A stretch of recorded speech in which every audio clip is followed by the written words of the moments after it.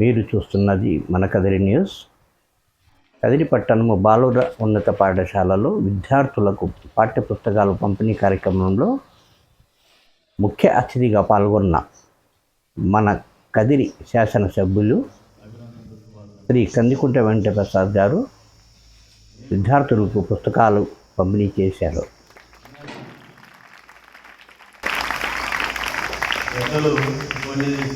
వస్తానే ఏకరు పెట్టి మీరు అడగకపోయినా నేనే ప్రకటించాలనుకున్నాను. స్కూల్ కాంపౌండ్ గతంలో కూడా మీకు అక్కడ కాంపౌండ్ వాళ్ళు ఇబ్బంది ఉందంటే నేనే కట్టించిన అప్పట్లో అధికారం లేదు, ప్రభుత్వం కూడా లేకపోతే నేనే కట్టించాను. ఈ ప్రాంతం అన్యాక్రాంతం చేసుకోవాలని చెప్పేసి చాలా మంది ప్రయత్నం చేశారు. గడిచిన 4-5 సంవత్సరాలుగా చాలా మీకు ఎవరికి కూడా అందుబాటులో లేనటువంటి స్థాయిలో ఉన్నటువంటి వ్యక్తుల ప్రమేయం ఉంది. పేరు ప్రస్తావించదు. వాళ్ళందరినీ ఎదుర్కొన్నా కానీ వీళ్ళు కాకుండా ఒక టైంలో చంపనాయడం వచ్చేసినా నువ్వేదో సపోర్ట్ చేస్తున్నావు అని అన్నా కూడా నేను ఆ రోజు చెప్పినాను. అట్లా దానికి పొరపాటు కూడా చేయం. మేమే ప్రొటెక్ట్ చేస్తున్నాం కాబట్టి ఇప్పుడు ఆగుండేది. పెద్ద స్థాయిలో అతి పెద్ద స్థాయిలో ఒక కుట్ర జరిగింది ఇక్కడ ఉన్నటువంటి గ్రౌండ్ కాజేయడానికి. కానీ కాజేయలేదు. నేను వాళ్ళకు ఒక ఉదాహరణ చెప్పిన. సై అని ఒక సినిమా వచ్చింది. దాంట్లో ప్లే గ్రౌండ్ కోసం స్టూడెంట్స్ ఉద్యమించి ఫుట్బాల్ మ్యాచ్ ఆడేసి తన్ని తరిపేస్తారు పెద్ద పెద్ద రౌడీలు. నేను అడ్డుకోకపోయినా ఉపాధ్యాయులు అడ్డకపోయినా పిల్లలు కొట్టి తరిపేస్తారా మీకు దాని జోలికి వచ్చేది ఆ రోజు చెప్పిన వాళ్ళకి.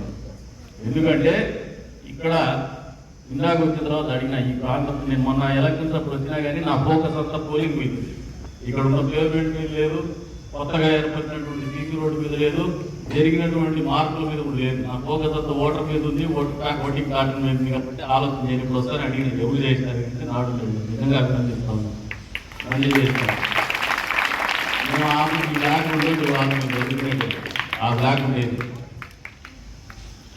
గతంలో ఉపాధ్యాయులు చూసినా కూడా వైఎల్ రెడ్డి గారు కెమిస్ట్రీ లెక్చరర్ ఉండేవారు. అత్యున్నతమైనటువంటి జ్ఞానంతో విద్యార్థులు చెప్పేవారు మాట. ఎప్పుడు మర్చిపో. ఈ ప్లేస్ అనేది ఈ స్థలం అనేది భవిష్యత్తులో ఈ సమాజంలో పౌరులు కానీ ఈ ప్రాంతానికి కానీ వన్యదేశ విధంగా తీర్చిదిద్దేటువంటి ప్రాంతం. గ్రౌండ్ అనేది మానసికంగా కావచ్చు, భౌతికంగా కావచ్చు, మరింత మెరుగైనటువంటి పరిస్థితుల్లో విద్యార్థులు తీర్చిదిద్దేటువంటి ప్రాంతం. అది అత్యవసరం కూడా. మరి అటువంటి ప్రాంతానికి మీకు అందరికీ చెప్తానని ఎక్కడ కూడా పొలిటీషియన్ గానే కాదు, లేదంటే అధికార పక్షంలో ఉన్నటువంటి ఎమ్మెల్యే కాదు, ఈ ఊర్లో పుట్టినటువంటి మామూలు పౌరులుగా కూడా మా కనీస బాధ్యతగానే గుర్తిరిగి దాన్ని పరిరక్షిస్తామని చెప్పేసి కూడా ఈ సందర్భంగా తెలియజేస్తున్నాము. వెంటనే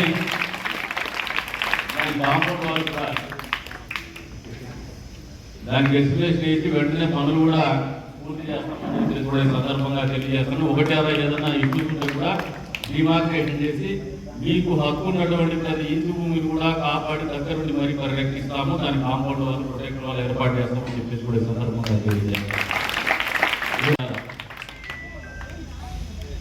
ప్రజాస్వామ్య రాజకీయాలని కూడా మీకు సబ్జెక్ట్ పెట్టింటారు.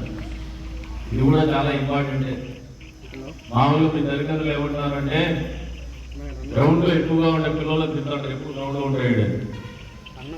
రాజకీయాల గురించి మా దొంగనా కొడుకులు రాజకీయాలకు ఎందుకు పోతారా అనుకుంటారు. కానీ రెండు కూడా చాలా మంచి చేసేది జీవితంలో. అదొక సామాజిక బాధ్యత. గ్రౌండ్లో ఉండేవాడు ఎప్పుడు కూడా పోటీ స్పిరిట్ అనేది జీవితంలో కొనసాగిస్తారు. ఏ సంక్షోభం వచ్చినా ఎదుర్కొనేటువంటి పోటీతత్వం మొదలవుతుందే గ్రౌండ్లో. కాబట్టి రెండు కూడా ప్రాధాన్యత ఉంది, ప్రాముఖ్యత ఉంది. కాబట్టి ఆ రెండింటి కూడా మీరు వదలొద్దని చెప్పేసి కూడా ఈ వేదిక మిమ్మల్ని తెలియజేస్తా ఉన్నారు. బ్యాక్వైజ్ స్టూడెంట్ అనే వాళ్ళు లైఫ్లో ఫ్రంట్ బెంచ్ కావచ్చు, ఫ్రంట్ బెంచ్ స్టూడెంట్ లైఫ్లో బ్యాక్ బెంచ్కి వెళ్ళిపోవచ్చు. That is what the life is perception అనేది. కాబట్టి వీళ్ళందరూ నేర్చుకోవాల్సింది చదువుతో పాటు ఏమంటే జీవితం పట్ల థాట్ ప్రాసెస్ మీద మీరు కూడా అధ్యాపకులు మీరు ఒకసారి ఆలోచన చేసి, మా ముఖ్యమంత్రి గారికి నేను మేనిఫెస్టో చేసినప్పుడు చెప్పాను, మీరు స్కిల్ డెవలప్మెంట్ అంటున్నారు. స్కిల్ డెవలప్మెంట్తో పాటు పర్సనాలిటీ డెవలప్మెంట్ మీద కూడా పిల్లలకి క్లాసెస్ పెట్టండి సార్ ఫ్యాకల్టీలు అని చెప్పి. జీవితాన్ని తీర్చిదిద్దేటువంటి ప్రక్రియ పర్సనాలిటీ డెవలప్మెంట్లోనే ఉంటుంది. Personality development in the sense thought process which is going to dictate your life. మీరు ఆలోచించే విధానమే మీ జీవితం మీద ప్రభావం చూపుతుంది, మీ కుటుంబం మీద ప్రభావం చూపుతుంది, సమాజం మీద ప్రభావం చూపుతుంది. ఎవరైతే మెరుగ్గా ఆలోచన చేయగలరు చెప్తారో నవేడేస్ నాలెడ్జ్ ఎకానమీ అనేది వ్యాపారంగా తయారైనటువంటి పరిస్థితి.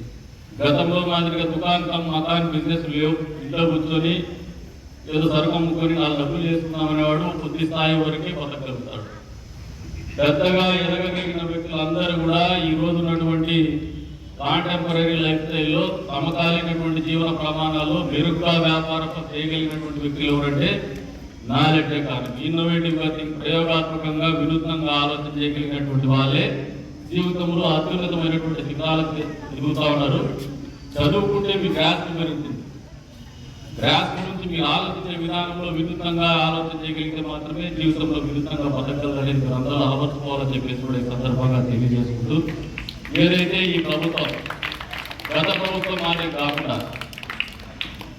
ఒక ప్రభుత్వం తీసుకొచ్చిన పాలసీని మేము డిస్కంటిన్యూ చేయాలా, లేదంటే ఒక ప్రభుత్వం చేసినటువంటి ఆలోచనని విద్యా బోధన పద్ధతులు కావచ్చు, లేదంటే 4 రూపాయలు డబ్బులు పెట్టేటువంటి పరిస్థితుల్లో వాటిని డిస్కంటిన్యూ చేసి మళ్ళీ మేము కొత్తగా కొట్టాం, ప్రజాధనం దుర్వినియోగం చేస్తామనే ఆలోచన కాకుండా గత ప్రభుత్వ హయాంలో ముద్రించినటువంటి పుస్తకాల్ని, గత ప్రభుత్వ హయాంలో ఇచ్చినటువంటి సైకిల్ కావచ్చు, గత ప్రభుత్వ హయాంలో మంజూరు చేసినటువంటి బ్యాక్ ప్యాక్లు కావచ్చు కంటిన్యూ చేయాలని చెప్పేసి జరిగింది. ఈ రకమైనటువంటి ఆలోచన భవిష్యత్తులో భావి తరాలైనటువంటి మీరందరూ కూడా అలవర్చుకోవాలని చెప్పేసి కూడా ఈ సందర్భంగా తెలియజేసుకుంటూ, అదే రకంగా మంత్రివర్యులు ఏదైతే ఆలోచన చేసినారో మీరందరూ కూడా మనమందరం కూడా అభినందించాల్సినటువంటి విషయం అని చెప్పేసి కూడా మీ అందరికీ కూడా తెలియజేసుకుంటూ, మరొకసారి దాన్ని ఇక్కడికి పిలిచి ఈ కార్యక్రమంలో భాగస్వామ్యం చేసినందుకు కళాశాల అధ్యాపక బృందానికి, సిబ్బందికి, విద్యార్థులకు అదే రకంగా ప్రతి ఒక్కరికి కూడా పేరు పేరున కృతజ్ఞతలు తెలుపుకుంటూ,